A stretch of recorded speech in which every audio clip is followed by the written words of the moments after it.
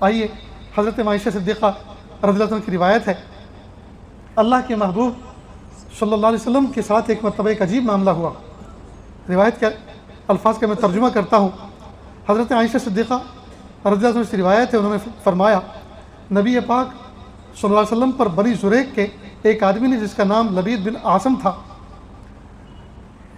اس نے جادو کیا، یہاں تک کہ نبی صلی اللہ علیہ وسلم کو یوں خیال ہونے لگا کہ آپ کوئی کام کر رہے ہیں حالانکہ آپ وہ کام نہیں کر رہے تھے۔ طبیعت پر ایک ایسا اثر رہا، یہاں تک کہ جب ایک دن ایک رات ایسا ہوا کہ رسول صلی اللہ علیہ وسلم نے دعا کی اور اللہ تعالیٰ سے بار بار دعا کی، پھر فرمایا اے عائشہ کیا تمہیں علم ہوا ہے کہ اللہ نے مجھے اس چیز کے بارے میں خبر دی ہے جس کے بارے میں میں اس سے پہلے سوال کر رہا تھا؟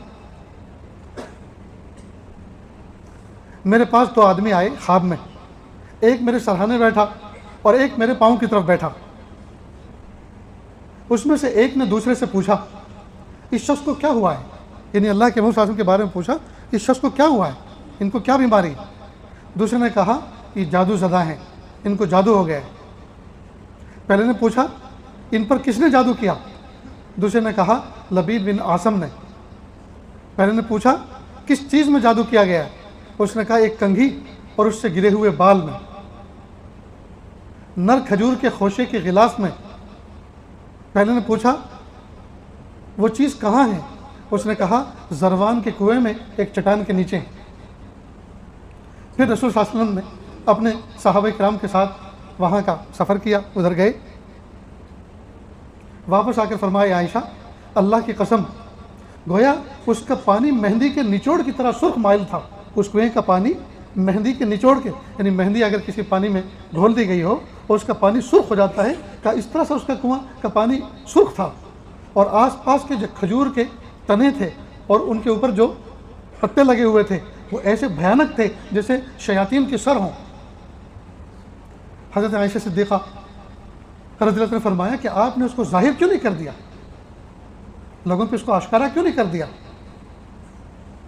آپ نے فرمایا نہیں، آپ نے فرمایا نہیں، مجھے اللہ نے شفا دے دی، مجھے اللہ نے شفا دے دی، اور میں یہ بات ناپسند کرتا ہوں کہ لوگوں پر کوئی شر برپا ہو۔ اگر اللہ کے محبوب صلی اللہ علیہ وسلم اس جادوگر کے بارے میں تذکرہ کر دیتے کہ فلاں نے مجھ پہ جادو کیا اور مجھے تکلیف ہوئی ہے، تو صحابہ کرام پل پڑتے کہ نہیں اس پر؟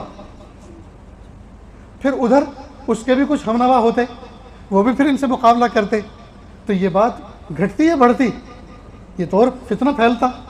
تو اللہ کے محبوب صلی اللہ علیہ وسلم نے فرمایا اللہ پاک نے مجھے شر بھڑکانے والا بنا کر نہیں بھیجا، ہم تو اس نبی کی امت ہیں، ہم تو اس نبی کی امت میں ہیں جس نبی نے شرور و فتن کو پھیلایا نہیں ہے بلکہ ان کو مٹایا ہے بڑی حکمتوں کے ساتھ، بڑی حکمتوں کے ساتھ۔